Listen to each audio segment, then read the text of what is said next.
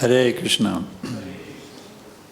Vandeham Shri Guru Shri Jatapadakamanam Shri Gurun Vaishnavam Cha Shri Rupam Sagrajatam Sahagana Raganatam Vitam Tam Sajivam Sadaitam Savadutam Varijana Sahitam Krishna Chaitanya Devam Shri Radha Krishna Padan Sahagana Lalita Shri Vishakam Vitamscha Nama Om Vishnu Padaya Krishna Pristaya Bhutale Srimate Bhaktivedanta Swaminiti Namane Namaste Saraswati Devi Gauravani Pracharine Nivishesha Shunyavadi Pascharya Desha Tarine.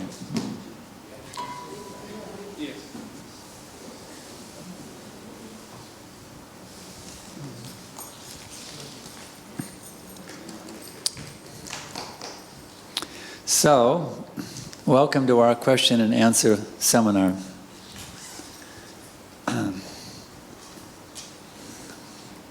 Brahmachari life is great. Ki jai. We have five types of brahmacharis in our movement. You know that? We have 5 kinds of brahmacharis. We have brahmacharis, grihastha brahmacharis, brahmacharini brahmacharis, vanaprastha brahmacharis, and sannyas brahmacharis. This is a brahmachari movement, ki jai. So, could you please suggest the ways we can continue lifelong? Well, you have to get a taste for the holy name. Because in material consciousness, we desire a woman's association. But when you actually taste the nectar of the name, it surpasses any type of desire you might have for womanly association. You just got to get a taste for the holy name, and then you can remain Pakka Brahmachari. One person on the street told me recently that ISKCON is a false religion because it is started with violence and has simply bred violence. Religiosity is meant to bring peace and not violence in society. What is that violence? This movement began with a kirtan under a tree in Tompkins Square Park. That's violence? An ecstatic kirtan in the park, that's violence? Actually, they were causing violence. They told Prabhupada to get up from the grass and go and sit. The police, yeah, that was a different kirtan. That was not considered the original kirtan. That was a smaller kirtan. The big one was in Tompkins Square Park. The police found that there was a sign, don't sit on the grass. This was at Washington Square Park. At Tompkins Square Park, it was cool to sit on the grass, but not at Washington Square Park. So the first kirtan they did was at Washington Square Park, and they sat on the grass, and the police said, don't you see the sign? So they got up and sat on the asphalt. But the second kirtan was at Tompkins Square Park, and that was on the grass, and there was no sign there. And that was the kirtan that really attracted a huge crowd of people. And the New York Times came. It was that kirtan. Yes? So it was the question that I wrote, but it was a mistake. I wanted to write Islam. He was referring to the Islam religion. There was a mistake on the question? Islamic religion. Huh? Islamic religion. He meant violence in Islam. It is... Oh, Islam, not ISKCON.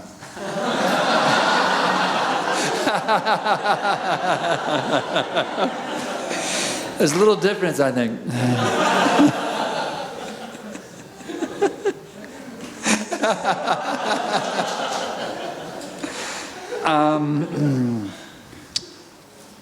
We have to have faith because, I have to admit, it's really a big, big leap of faith because Bhaktivedanta Saraswati Thakur said that he was a Shaktivesh, Hazrat Muhammad was a Shaktivesh avatar. How that is so, I don't really understand, but I accept it on faith. I've tried to rationalize it in different ways. One thing is, if their community was being attacked, the original Muslims were being, attacked by marauding Arabs they would certainly have a right to fight to establish their existence. So that I don't know the whole history, but it could be something like that. The people were very, very low class. In fact, the Quran says, don't have sex with your mother. That shows you the caliber of people. So it may have been that the whole thing about the whole, violent thing was just basically self-preservation in the beginning. Not really, going out to kill everyone, but it's just a matter of protecting themselves. I can't say. But Bhaktivedanta Saraswati Thakur confirmed that he was a Shaktivesh avatar. Prabhupada appreciated the Muslim call to prayer in Tehran. So I just follow what the acharyas, even though I may not understand everything, but I accept their authoritative position. I am not so much inclined to analytically study the Shastras as many other devotees. Will I still be able to serve Krishna as well as those who strictly study the scriptures scrutinizingly? That depends. If you have complete faith, then you're just as good as a learned scholar. There's an example in this connection. There was one time in South India, some of you may have seen this temple in Rangachatra. What do they call it? Tiruchirappalli. Yeah. There's a temple, Ranganath temple there. So there was a Brahmin there who was illiterate. But every day he would sit and read the Gita. Even though he couldn't read, he'd sit and... It wasn't a published book, but it was must have been a handwritten manuscript. He was looking through this manuscript every day. He'd spend the whole day looking over this manuscript, even though he was illiterate. So people would laugh, just see, he can't read, and he's sitting there reading Bhagavad Gita. No, he can't read, and they would make fun of him. So Lord Chaitanya, he came through there on his tour of South India, and he heard all the talk going around. Yeah, there's this Brahmin the illiterate Brahmin thinks he's reading Bhagavad Gita, ha ha ha ha. He heard about it. He said, let me check out this Brahmin. So Lord Chaitanya approached him, and the Brahmana could see this. Just imagine you're sitting there and Lord Chaitanya approaches you. That beautiful, effulgent, unlimitedly compassionate Lord Chaitanya, he walks up to him. So immediately knew, this person has not come to criticize me. And then Lord Chaitanya said, Brahman, I've heard you reading Bhagavad Gita, but you're illiterate. How is that? He said, yes, what can I do? My Guru Maharaj has ordered me every day that I must read 18 chapters. So I'm sitting here simply looking through this scrolls, this manuscript. Lord Chaitanya then said, but Brahman, I see you're not reading also, but you're crying as well. How is that you're crying?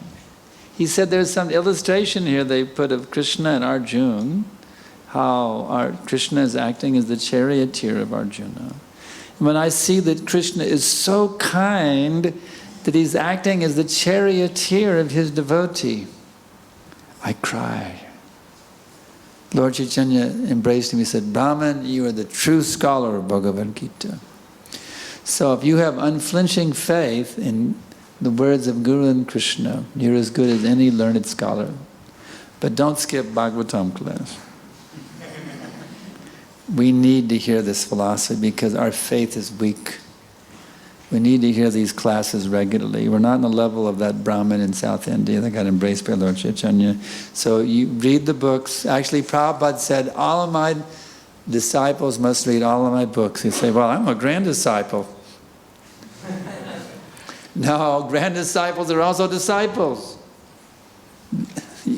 For the next 10,000 years, we're all going to be disciples of Prabhupada, just different levels. Disciple, grand disciple, great-grand disciple, great, like that.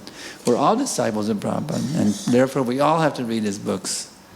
Prabhupada said, all of my disciples have to read all of my books or they will fall down. It's right there in the Chaitanya Charitamrita. So don't be lazy. Don't be crazy. Read these books. Every chance you get, read these books. Okay? All right. Someone told me that prior to Mahaprabhu's appearance, the Maha mantra began with Hare Ram, Hare Ram. That's not true. There are many evidences in the Vedic literature that Hare Krishna mantra begins with Hare Krishna. And I can send you an email if you want to prove. I have all of them in my computer here. I'll send them to you. Just send me an email, sda@bhaktohome.com. I'll send them to you. There's 2 editions of the Kali Santarana Upanishad. One has Hare Rama first, the other has Hare Krishna first. But the Hare Krishna Kali Santarana Upanishad is the original one, not the Hare Ram, Ram Ram, Hare Hare one. But Prabhupada was asked this in South India. See, once you get going, what difference does it make? Let's say you walk into let's say there's some devotee who chants his japa, Hare Ram, Ram Ram, Hare Hare, Hare Krishna, Krishna Krishna, Hare Hare, and you walk in and he's chanting his rounds, you can't tell the difference. It's the same thing. So Prabhupada said, whichever way you started, you're still doing the same thing anyway.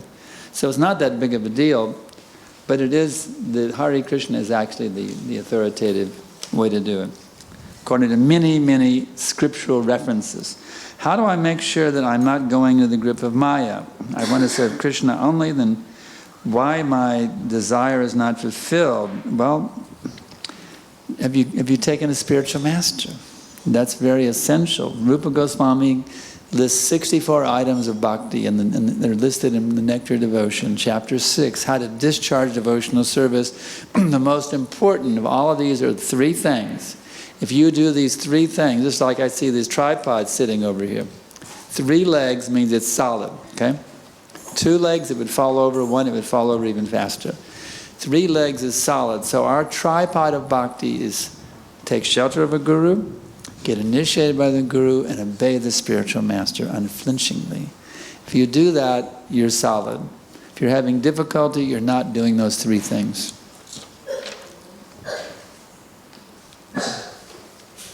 Okay.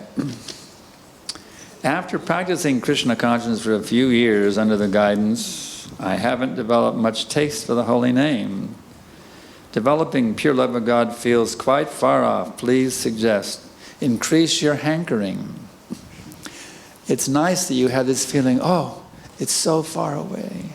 That's a wonderful feeling that you expressed in your question.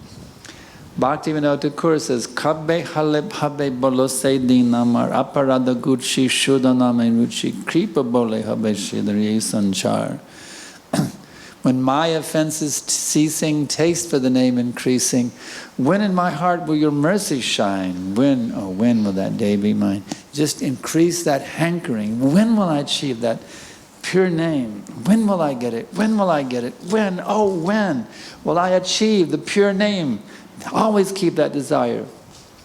And you'll advance very quickly if you keep that desire burning in your heart. I understand intellectually that I am not the body, but how to get to the point where my actions actually reflect this understanding?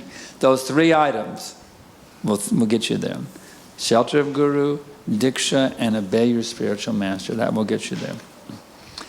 There are lots of videos on the YouTube which talk about 6 people who poisoned Srila Prabhupada.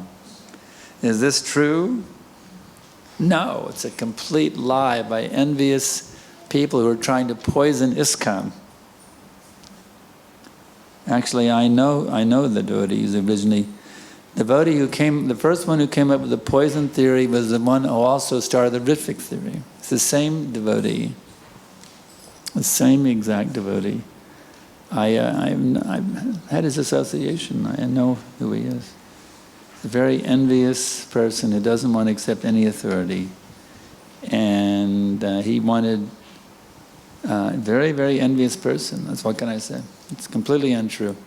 And there's many proofs. Here's one proof. They say that the devotees who were serving Prabhupada, they were giving him poison to, gradually kill him. That's what they argue. Now, if you study the history, you can see it's all there in the conversation books. You can hear the tapes yourself. You can even hear the MP3 recordings. You hear it yourself to confirm it with your own 2 ears. Prabhupada was in a very, very sick condition. He was like a skeleton. He was practically just a skeleton. But then Prabhupada said, I want to go on Govardhan Parikrama in an ox cart. The doctor said, don't do it, it'll kill him. He'll die. He's so ill. If you take him in an ox cart, a jostling ox cart, not a smooth car with rubber tires, but an ox cart.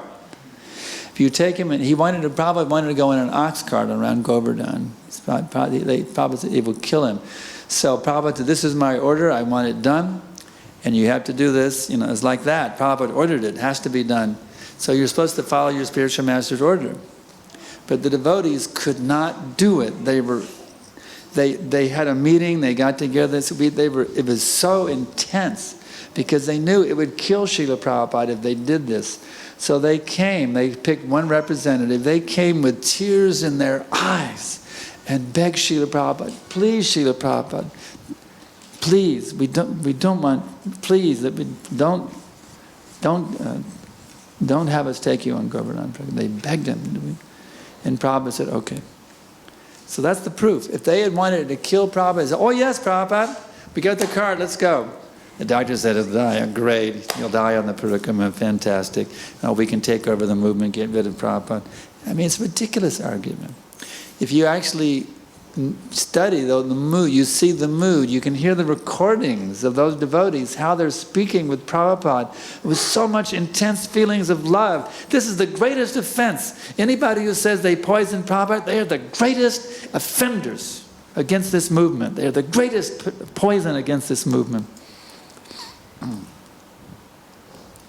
Okay, in the morning when devotees say the 10 offenses, they sometimes say, and it is also an offense to be inattentive while chanting.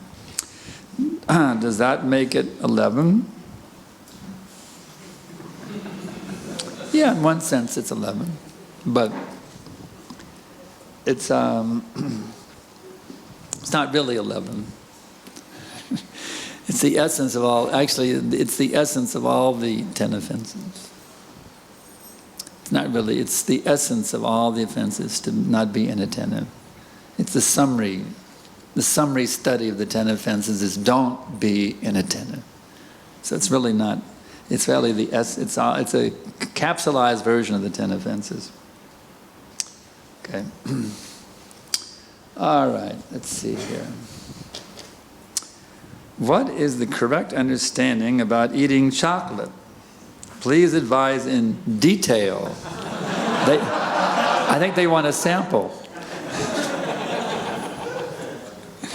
Actually, Prabhupada did say we shouldn't take chocolate.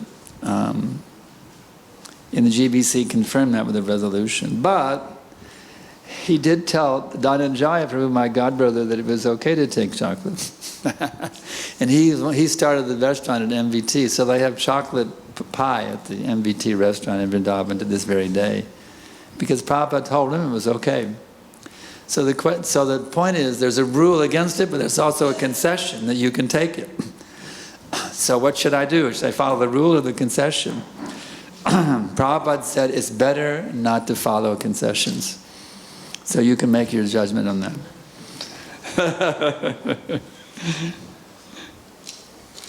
Just like married life is a concession. It's better to stay brahmachari. If you can pull it off, it's better, yeah. How do I increase my attraction towards Krishna? You have to beg him, my dear Lord, please bless me that I will have one love and one love only, and that is you.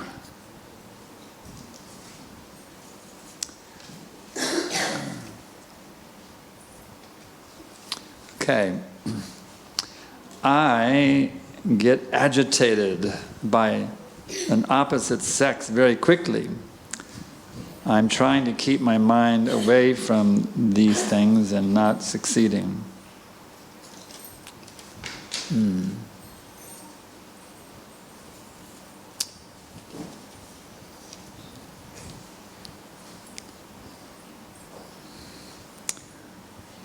Just remember Maharaj, what is his name? Albandru, what is his name? What is his name? Bandri of South India? Jamunacharya. Just remember the wonderful poignant words of Jamunacharya given in the Bhagavad Gita purport. You can find this in the Gita. Yadavadi mama cheta Krishna padaravinde Nava nava rasadamunyatarantumasit Tadavadi bhattanari Sangame smaryamane Bhavati mukushushtu nishtivanam cha. Ever since I've been engaged, now formerly he was a king, and kings meant big harems in the Vedic culture. Full facility for sex pleasure, not only with your wife, but all of the maidservants as well. It's a big facility for sex pleasure in those days. So he was formerly a king, but now he's become a sadhu, a Vaishnava-acharya. And he says, ever since I've been engaged in the transcendental loving service of Krishna, tasting nava rasa, newer and newer pleasures in that service of Sri Sri Radha and Krishna. Whenever the thought of sex life enters my brain, my lips curl with this taste and I spit at the thought. So, learn how to spit. Learn how to spit. Every time you get lusty, just go, don't literally spit, but within your heart, spit. This lust has kept me entangled in the cycle of birth and death, millions of lifetimes. As an ostrich, I was completely carried away by a female ostrich. The knobby knees, the scaly legs, I went crazy over it. As an alligator, I ran after the female alligator. I mean, why do I have to keep doing this? It's crazy. Spit at it. Even if you're a householder, spit at it and just use sex for producing kids and not run after lusty pleasures. You see? This is Krishna consciousness.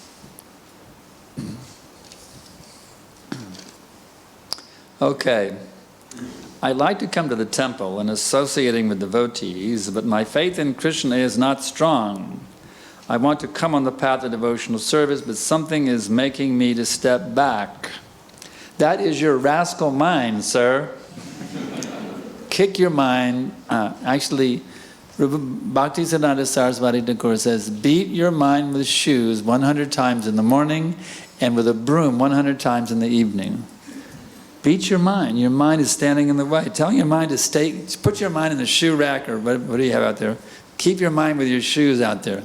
Okay, mind, I'm putting in my shoes. I'm coming in here. I'm not going to listen to any baloney. I'm just going to hear about Krishna, the wonderful glories of the Supreme Person.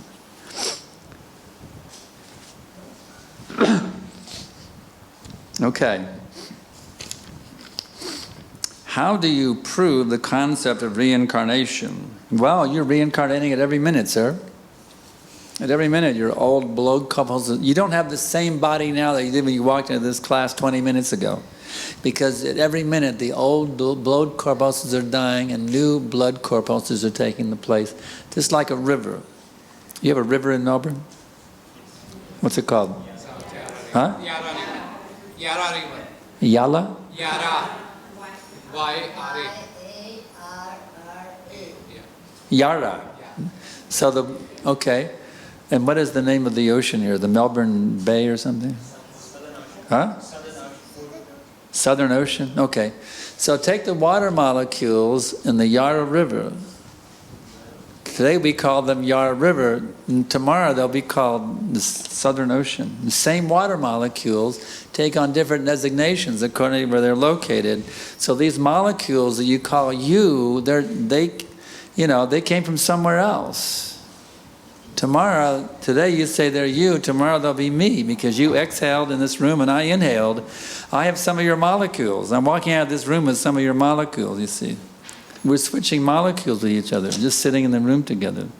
So what you call you was somebody else yesterday, and it'll be somebody else tomorrow. So you have to understand that the body isn't you in this way. The body is constantly changing. It's like the water molecules in the Yara River are constantly changing. Okay. All right. What is the best way to make the fastest advancement to attain the ultimate goal of Krishna prema? Back to the tripod again. Shelter, diksha, and obedience.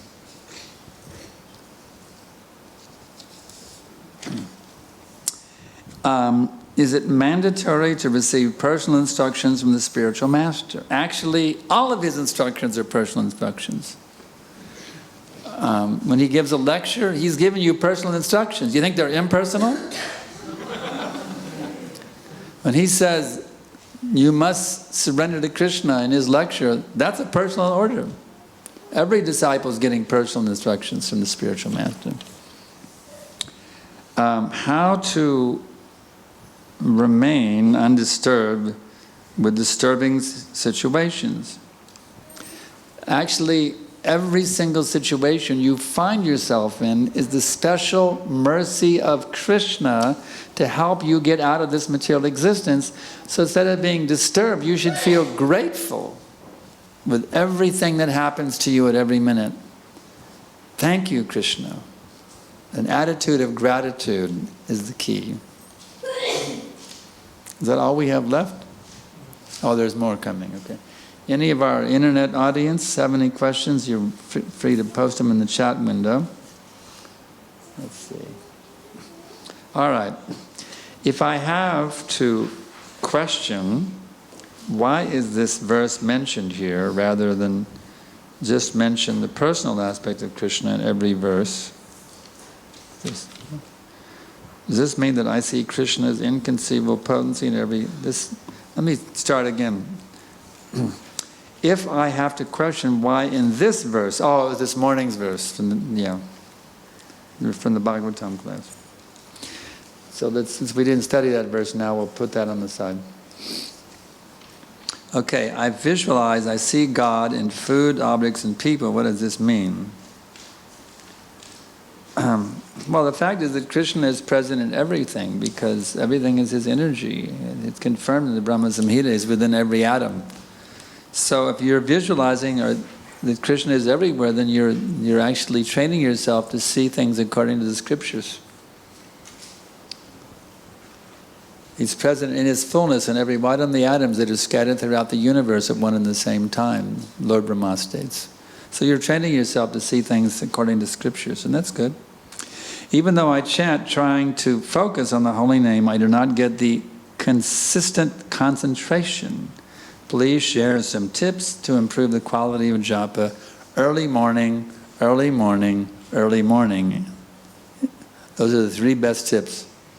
Chant before sunrise, because that time the modes of nature are working to help you.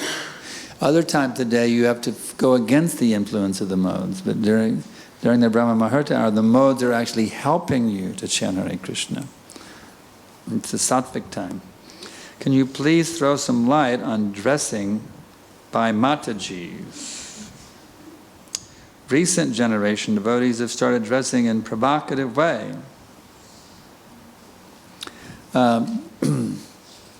Prabhupada actually, of course the original girls were all wearing blue jeans and the 26-second hippies, hippie girls. Prabhupada wanted them, he introduced that the girls should wear saris. He even brought saris from India as gifts for his spiritual daughters.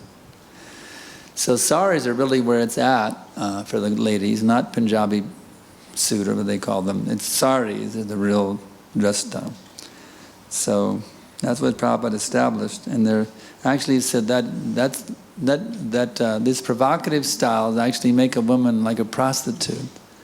The sari really brings out the natural beauty of the woman. Provocative dress styles make her like a prostitute. Okay, how to stay motivated and engage all our time in Krishna consciousness without spacing out. Quality japa. And back to those 3 things again. Shelter, diksha, and obedience. Can you please share a nectarian pastime from your association with Vishnu Jana Swami? Yeah, I can do that. I'm just trying to think. Oh yeah, here's a good one.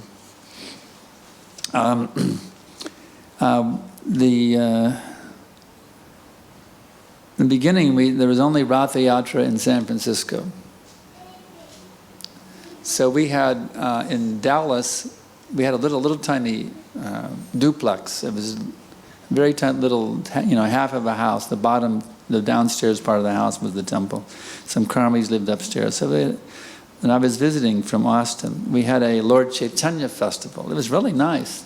They had a big paper mache deity of Lord Chaitanya, maybe about as high as, where that arch kind of comes, they're very high. And they carried him down the street. We had the police come, and it was a wonderful festival. Lord Chaitanya, a big deity of paper mache deity of Lord Chaitanya in Kirtan. And there was a park where all the hippies used to hang out called Lee Park. And we went, the parade ended in Lee Park, and all the hippies were there. There was hundreds of hippies there. And we had a huge feast, and they wanted to do a play, a Lord Chaitanya play of the breaking the drum, the Kazi breaking the drum. So they needed somebody that would look like the Kazi. I had my long hair and my beard, So they had me play the Kazi. I was a hippie. Hadn't joined, surrendered yet. So I played the Kazi, and I smashed. They took a drum that was already half broken, and they, so it looked like a good drum, but it was actually already broken. But I took it and smashed it, in the play. So, but then I remember the next week we went home. We went back. I wasn't living in the temple yet, but I had a friend who had actually shaved up because he thought it was really cool. He shaved off his long hair and beard. He had a shaved head and a sikha. And he wasn't living in the temple, but he liked the movement, so he did it because he thought it was really cool, a shaved head and a sikha. So he took me to a barber shop, and I also did the same thing. The devotees were the brahmacharis were angry. You didn't get authorized to do this. They chastised me for shaving up. But Vishnu Jan's mood was quite different. He was he was a loving, mellow person. He was on the phone talking with the temple president in Dallas. He said, guess what? The Kazi shaved up. So that was really encouragement. The other devotees criticized me, and Vishnu Jan was bragging about me. So his mood was very nice, They were finding fault, and he was bragging about me. Okay. And there's many other nectarian paths. They'll be coming out in my autobiography, all these stories of Vishnu Jan Swami. Okay. Our spiritual master has a desire and is given an instruction, and it involves change of country and leaving all possessions, and a future materially is unsure. How should we fulfill that desire? By complete faith in your spiritual master. And if there's any difficulty, you talk to him about it. Tell him, Guru Maharaj, if you need some help to carry out that order, then communicate with him. That's what he's there for, to help you. He's your well-wisher. What should be our approach to if one of our close devotee friends doesn't want to have a relation with us and is heartbreaking for us, not able to resolve it?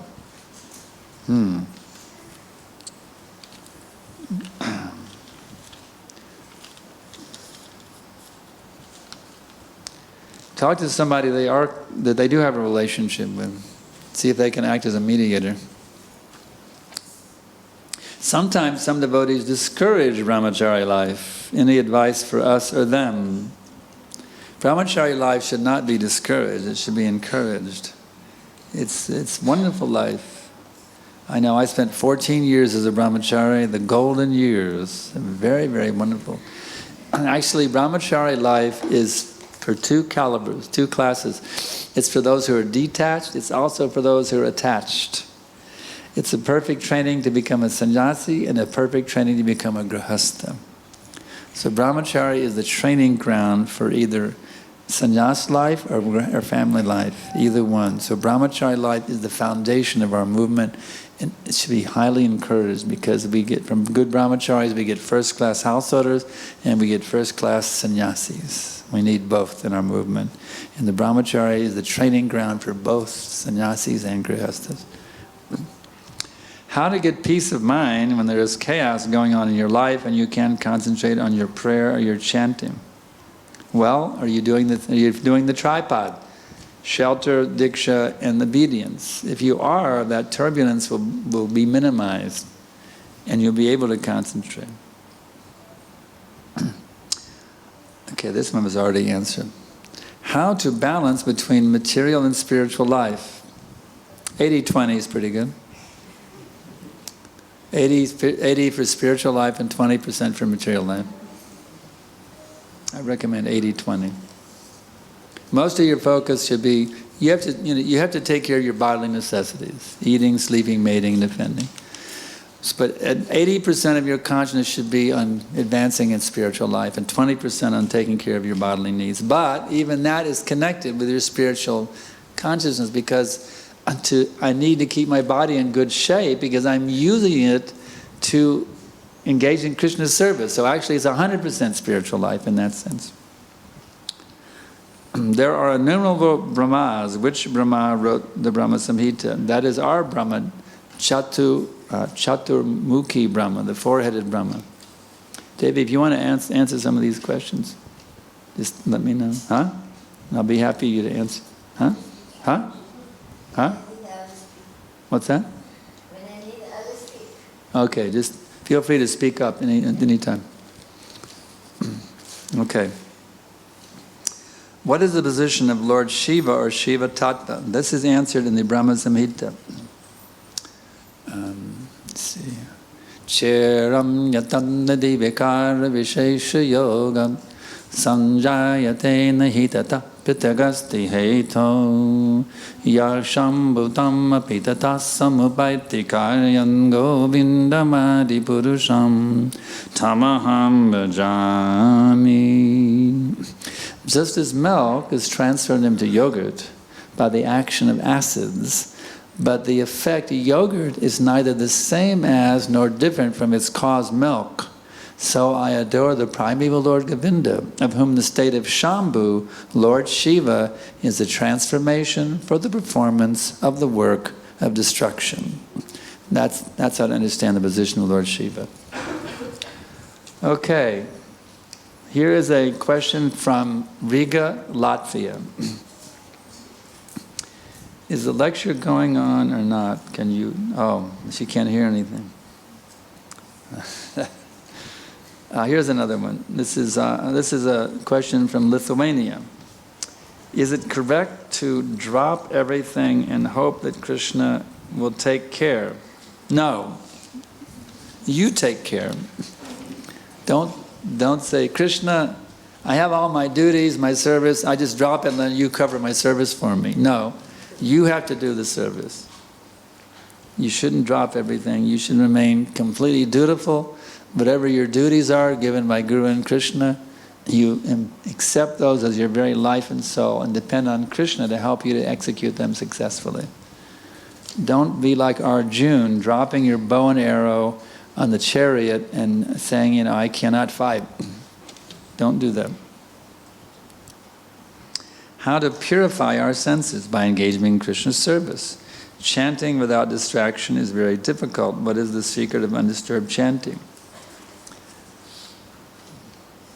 I answered that already. Early morning, and here's a tip. This verse is very helpful.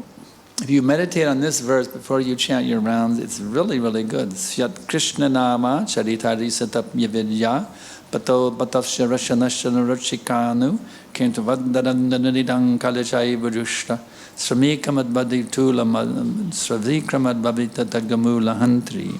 This is mantra 7 from the Nectar of Instruction, Upadeshamrita. The holy name, character, and pastimes of Krishna are all transcendently sweet, just like sugar candy. Although the tongue of one who is afflicted with the jaundice of avidya cannot taste anything sweet, it is simply wonderful that by carefully chanting these sweet names every day, a natural relish awakens within his tongue and his disease is gradually destroyed at the root. If you'll meditate on that verse every day before you chant your rounds, you're going to have good japa every day. Because that verse is telling you all you have to do is carefully chant your rounds, and if you do, you're going to become self-realized in due course on a gradual basis, day by day, every day, a little bit more, a little bit more. You will actually achieve the state where you can see Krishna face to face, eye to eye, by this process of chanting Hare Krishna. Have faith and do it, and you'll be unlimitedly blessed. I watched one blog yesterday where one devotee was talking about child abuse happened in the past at Mayapur. Still, the GBC is paying money to these people in Mayapur. I don't know about this, but the GBC is very heavy about child abuse. Anybody I know, it has happened, and devotees have been very, very heavily disciplined. They're not allowed to give classes. They're not. They had the temple authorities know this person did some very sinful thing, and they're not allowed to have any position. They're not allowed to be with children. They're under very heavy restriction. That's what I've seen the GBC do. Huh? The children who were abused are getting the money. Tell me louder. The children who were abused, they are getting the money. Oh, yeah, there was, oh, that's right. But there was a court case, the Turley case. The attorney was named Turley. And so there was a big payout for all the children that did go through abuse in the Gurukula system. There was a big payout. The movement sacrificed, I don't know how many millions of dollars, a huge amount of money to compensate these kids who were abused within ISKCON.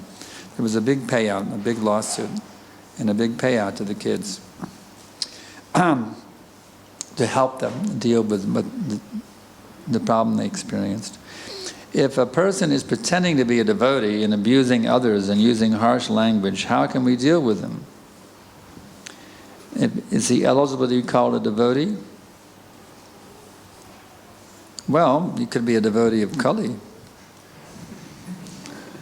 Somebody is abusing others, I can be a devotee. He's not a devotee of Krishna.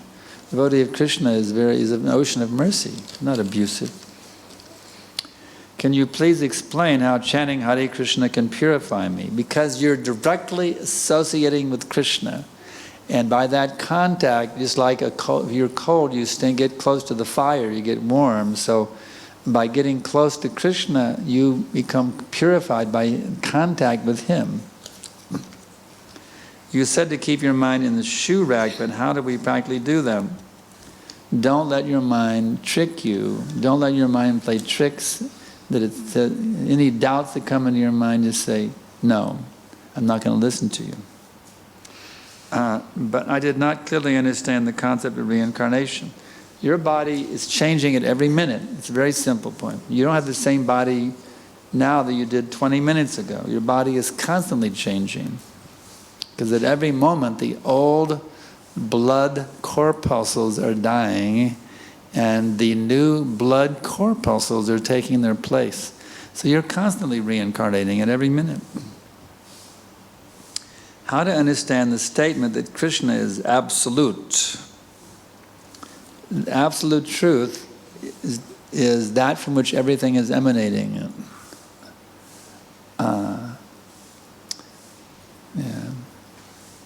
Janmadasha Jataha, it's stated in Vedanta Sutra. That the absolute truth is that from which everything is emanating. So, since Krishna says, Aham Sarvasya Prabhavo Mutak Sarvartate, since Krishna declares, I'm the source of everything, therefore Krishna is the absolute truth. Simple thing. The absolute truth is the source of everything, and since Krishna is the source of everything, therefore Krishna is the absolute truth.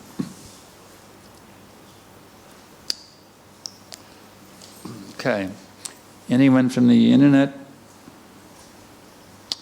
Okay, here's from London. Why sometimes one can feel very strong connection with the spiritual master, but sometimes it seems like it disappeared.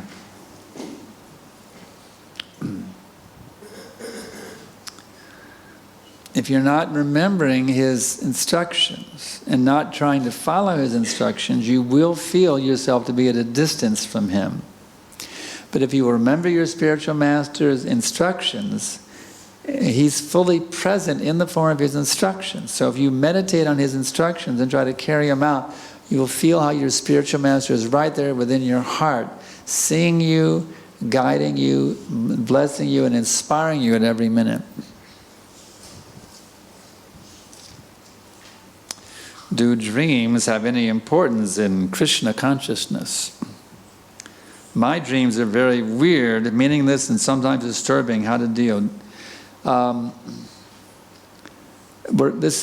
We have two kinds of dreams. We have our night dream and our day dreams. This is also a dream we're going through right now. It's another type of dream. That I'm this body. So you just have to hear about Krishna, about his pastimes, his teachings, etc., etc. And this will bring you out of the weird, two types of weird dreams you're having. Your night dreams and the weird dream. And you're thinking that you're that material body. That's also a weird dream. You're having two kinds of weird dreams. So the more you chant Hare Krishna, you hear about Krishna, you will come out of these two varieties of weird dreams that you're having. The night dreams are short and temporary. The night dreams are short and temporary, and the daydream is also short and temporary. Daydream is Huh? long. Birth after birth it can take you. Daydream, you dream that you are this body and act accordingly, then you will go after birth. Continues.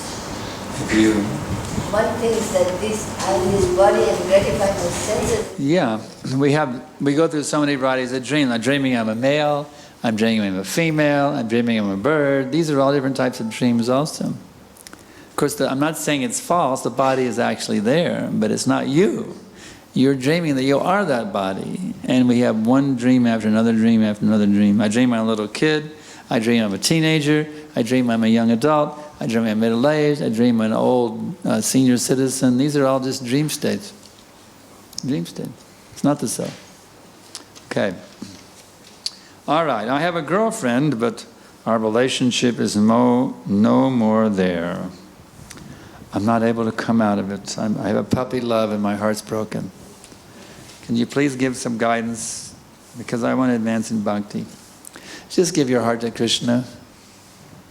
Krishna will never disappoint you. You give your heart to a girl or you give your heart to a guy, you're going to be disappointed. I guarantee you. Give your heart to Krishna. He'll never disappoint you.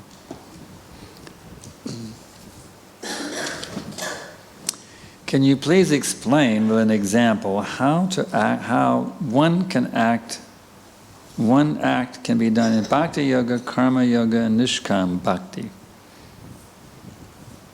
Why not just surrender to Krishna? What's the need of all this stuff? Just surrender to Krishna.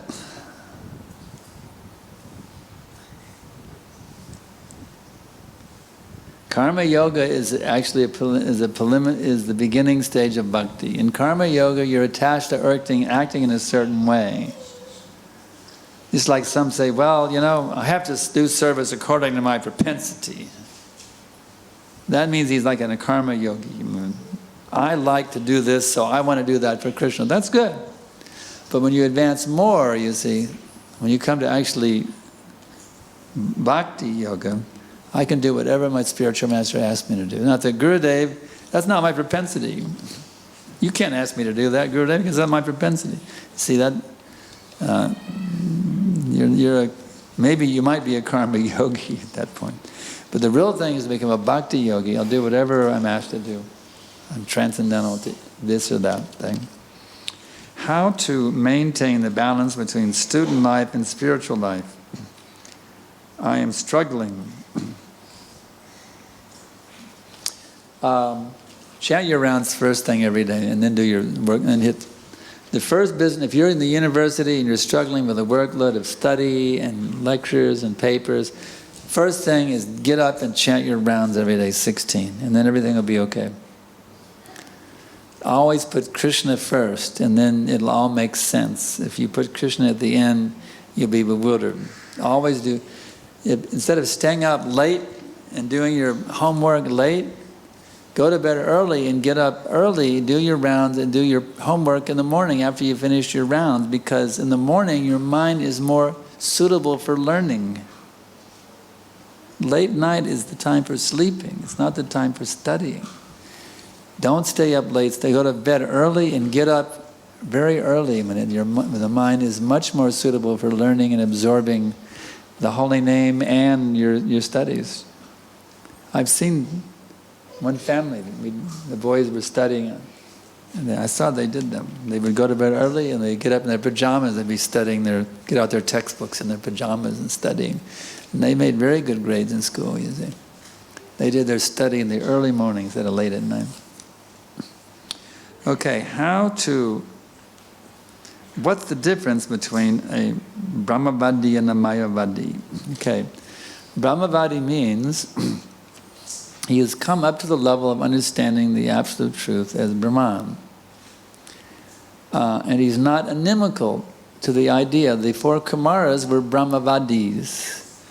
But as soon as they smelled the incense which had been offered to the Lord, they were elevated further to become bhaktas.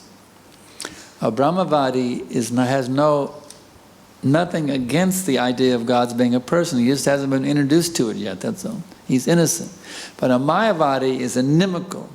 He's against the idea of God having a form. He says, no, God has no form. He's against it. He's inimical against the personality of Godhead. That's called a Mayavadi. Okay, if Krishna consciousness helps people become who they truly are and stop playing false roles, then why we still be playing with these false roles within Krishna consciousness? No, in Krishna consciousness you're not playing the false roles anymore. If you're playing false roles, you're not in Krishna consciousness yet. Okay? That's what it means. It means you're not really in Krishna consciousness.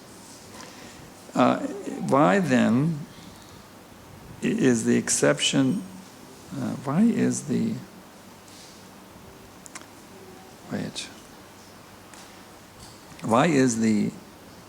something rate, expiration rate within ISKCON so high? Oh, divorce. If this means they're not Krishna conscious. Anybody who's getting divorced, they're not Krishna conscious. They're putting their senses first. They're not putting Krishna first. They're not really haven't learned how to be a devotee yet. Anybody who's getting a divorce, they're not really Krishna conscious. That's the meaning. They may show themselves externally with tilak or whatever. Haven't really become Krishna conscious. A Krishna conscious person will understand there's no such thing as divorce in the Vedic culture. So, I'm not going to get a divorce because it's not proper. It will displease Krishna. Even if I can't stand this marriage, I'm going to tolerate it for Krishna's pleasure. That's a Krishna conscious devotee. But actually, in such a mood, his marriage will be very happy. Why is it so difficult to develop and maintain a long-term relationships, be it in marriage, friendship, colleges, etc.? Because I'm thinking I'm the center of the universe. It's because I'm puffed up.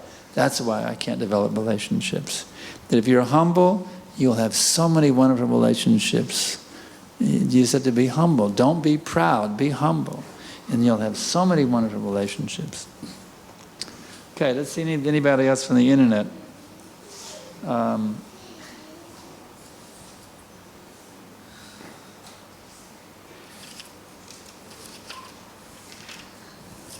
Okay, this is from Lithuania. I want to correct my question. Is it okay to serve the spiritual master and leave household duties for later?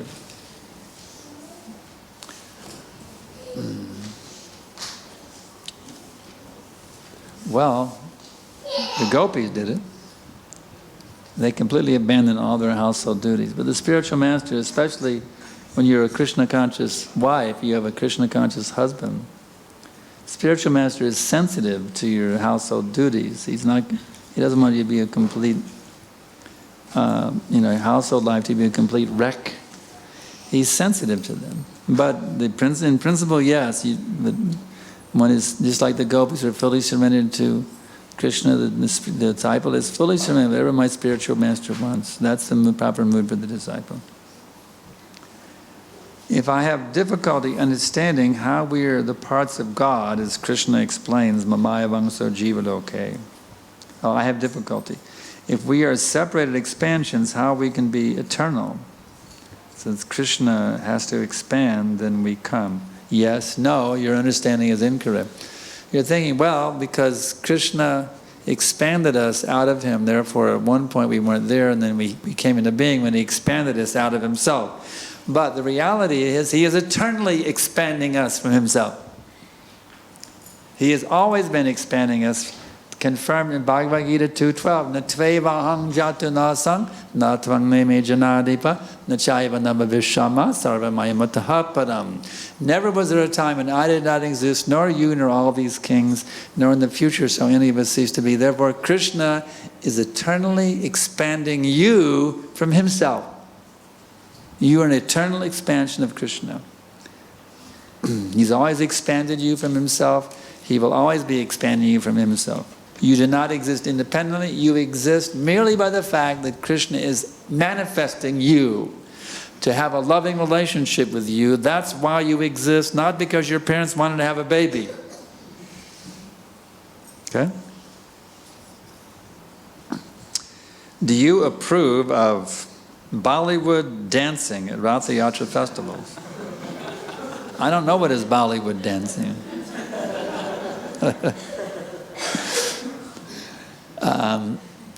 But I can tell you this. The devotees were doing some pretty heavy-duty dancing in Chicago in front of Prabhupada's presence. There's a football team there called the Chicago Bears, and somebody compared their dancing to the Chicago Bears. And Prabhupada stopped the kirtan. And he had someone demonstrate how to dance. And he had one devotee show the Swami step, where you told your 2 arms in the air and you go back. You know the Swami step? He had that Swami step demonstrated. He actually stopped the kirtan. He was getting so wild. Another one described it as like the twist. There's an old dance from the 60s called the twist. Then I started the kirtan was described like that. It's like somebody that were doing the twist. Prabhupada stopped the kirtan. So I don't know about this Bollywood style dancing, what Prabhupada would say, but you can think about it. Whether you want to join in Bollywood style dancing or you want to do Chaitanya style dancing, you can make your choice. Okay. Huh? Rath-Yatra is something that we can meditate on instead of Bollywood dance. Another point is this. Now, for those who really want to go deep into Krishna Ras, who really want to experience Rath-Yatra in the sweetest, richest, and most profound way, Prabhupada told us what how the advanced devotees experience Rath-Yatra. Let's see if I can remember that verse. This is given in the Pajavali of Rupa Goswami. I'll try to remember the verse. Priyasoyang Krishna Sahachari Kurichatra Militas Tataham Saradha Tadidang Ubeyo Sangama Sukham Tatapyanta Kelan Madhura Murali Panchama Jushe Manomale Kalindi Pulina Vipanaya Sprihayati. This is Radharani speaking to one of her gopi girlfriends at Kurukshetra. If you don't know the history, the Vrijavasis and the Dwarkavasis came together at Kurukshetra on the occasion of the solar eclipse. So now Radharani is seeing Krishna for the first time, and she's telling her gopi girlfriend, she says, "My dear friend, now I'm meeting my very dear and old friend Krishna on this field of Kurukshetra. I am the same Radha, and now we are meeting together. It is very pleasant, but still, I want to go to the bank of the Jamuna beneath the forest trees. I want to hear that sweet vibration of the 5th note of Krishna's flute in the forest of Vrindavan." So Radharani was happy, but she wasn't happy at the same time. This is not my Krishna. I don't want this Dwarka prince. I want my Krishna. So she was hankering, and the gopi girls were sharing her mood. We want to bring Krishna back to Vrindavan for Radharani to be happy. So in this mood, you pull the rope. We want to bring Krishna back to Vrindavan. This was the mood Lord Chaitanya would pull the rope, you see. So if you go to the Ratha Yatra in this mood, you're going to have a mystical experience. Every Ratha Yatra festival. That you do the external thing, an ecstatic chanting and dancing. But within your heart you're thinking, oh, Radharani is not satisfied with Krishna here at Kurukshetra. The gopis are not satisfied. We have to bring Nanda Maharaj and Mother Jasoda are devastated in Krishna's separation. We have to bring Krishna back to Vrindavan, back, pulling the rope back to Vrindavan. So this is the real mood of Ratha Yatra. If you really want to really go into Ratha Yatra, this is the mood. Prabhupada told us about this. Huh? Not to meditate on Bollywood. Not Bollywood. Meditate on Vrindavan. Bringing Krishna back to Vrindavan. That is the real meaning of Ratha Yatra. If someone commits suicide, he suffers as a ghost until his next body is ready. What happens if someone gets killed or murdered? Is this true that the time of death is predetermined? Well, there's two different energies. For one who is in the material energy, a non-devotee, everything is determined by karma. That's it. If you got murdered, that means you murdered somebody and now you're getting it back. And once you surrender to Krishna, you're no longer under the influence of the material energy. And then Krishna personally arranges everything for you to come back to him in the most sublime and wonderful way possible. It's Krishna personally orchestrated by Krishna. So so this depends on whether someone was absorbed in Krishna consciousness or they're not. Okay. In fact, one point is, it's stated in the Sri Ishopanishad that if you engage your life in devotional service, you can aspire to live for hundreds of years. And there was a devotee named Bimalmangala Thakur. He lived for 700 years in Vrindavan.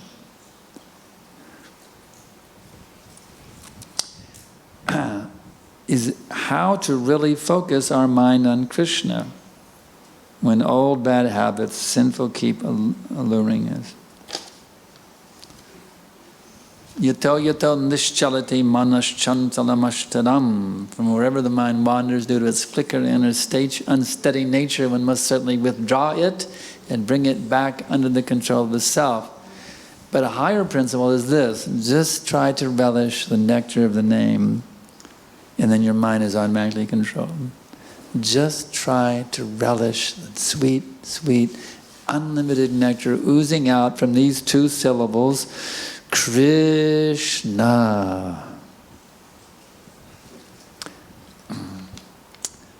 Tilak represents that we are the servant of Krishna. Why Krishna wears a V, tilak?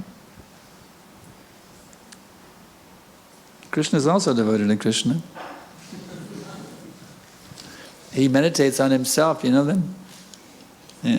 Buddha, he meditates. It's stated in the Krishna book. Krishna meditates on himself. So we're all Krishna conscious, even Krishna is Krishna conscious. Huh? To set up the example for all the living entities. Yeah.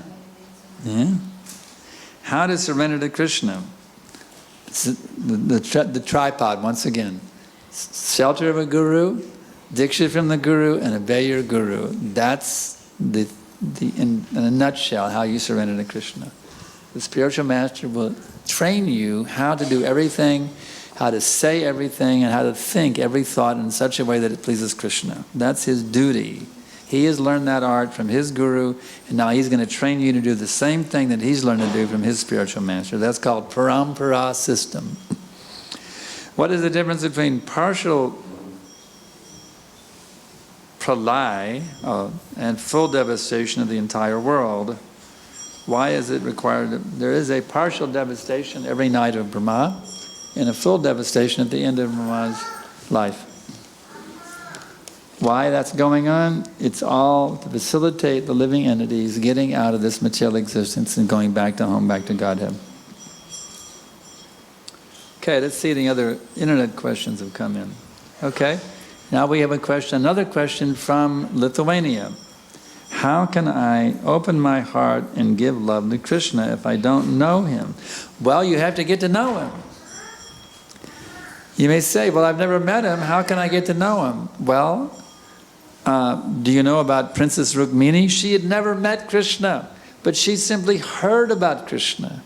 And when she heard about Krishna, she said, I will only give my love to Krishna and no one else. So if Rukmini can fall in love with Krishna, give her love totally to Krishna, without ever having met him, just by hearing about him, you can do the same thing. You can do exactly the same thing. You have to follow in the footsteps of Princess Rukmini and absorb yourself in hearing about Krishna. So read the Krishna book again and again and again and again and again and again. And your heart will melt and you'll say, I just have to give my love to Krishna. Okay. Another question from Melbourne. I have been facing a lot of obstacles in spiritual progress. Although I'm striving hard, still it is disheartening sometimes because of the situation. How to overcome this mental block? You just have to be tolerant and keep pushing forward, and gradually you will break through all the obstacles. Be determined, be enthusiastic, and be patient. Be steady in your practice, and I guarantee you, there's no obstacle that is insurmountable. You just have to be steady in your practice, and you can become a great Paramahamsa in due course. How do we surrender to Krishna? The tripod, once again. Take shelter of a spiritual master, get initiated, and fully become obedient to following his instructions 24/7. That will make you a pure devotee of Krishna in due course of time. Okay, when I hear lectures, and later when I read the Srimad Bhagavatam, the same thing I heard is explained in the Bhagavatam. I feel Krishna is reciprocating. I feel very happy. Is it okay to feel like this? That's wonderful. You hear a lecture, you read the Bhagavatam, and you go, wow, this is reconfirming what I heard in the lecture. That's wonderful. That is Krishna's reciprocating with you. When you feel enlivened by the lecture, or you feel enlivened by a kirtan, Krishna is blessing you. So it's a wonderful thing. Krishna is blessing you. Okay, I think this is the last question.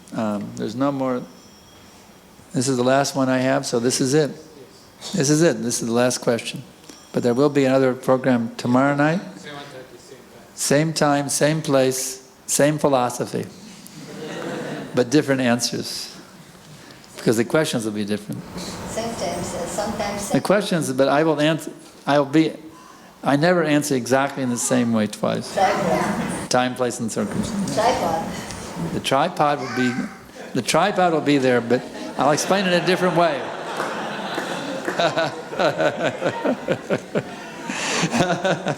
The good old tripod. Oh, if I have to question, oh yeah, this was on about the verse this morning. I'm not going to answer that because it's about the verse. Is there any one last question from our internet audience? Let me look through the. I'm going to scroll back here in the chat window, see if I missed any back here.